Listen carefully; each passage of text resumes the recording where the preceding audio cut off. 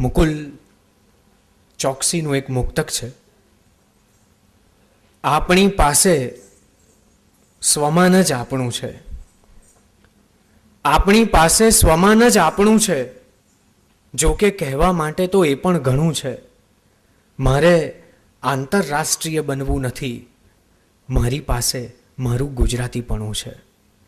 આવું અસલ નક્કર 24 કેરેટનું ગુજરાતીપણું આપની શુભેચ્છાઓ અને આશીર્વાદને કારણે જ ચિત્રલેખાની છેલ્લા 56 વર્ષની પરંપરા અજવાળી રહી છે.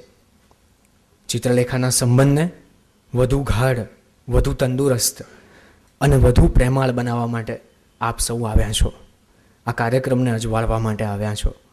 ત્યારે રઈશ મણિયાર એમ કહે છે કે મારો દીવો તારા ઘરને શી રીતે રોશન કરે, મારો દીવો તારા ઘરને શી રીતે રોશન કરે.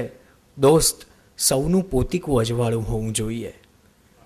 પોતીકું અજવાળું લઈને આ સૌ મહાનુભાવો અહીંયા ઉપસ્થિત છે, ત્યારે એ સૌ મુરબ્બી મિત્રોને વિનંતી કરીશ કે આપના અજવાળા સાથે આ કાર્યક્રમના કોડિયાને પણ અજવાળો.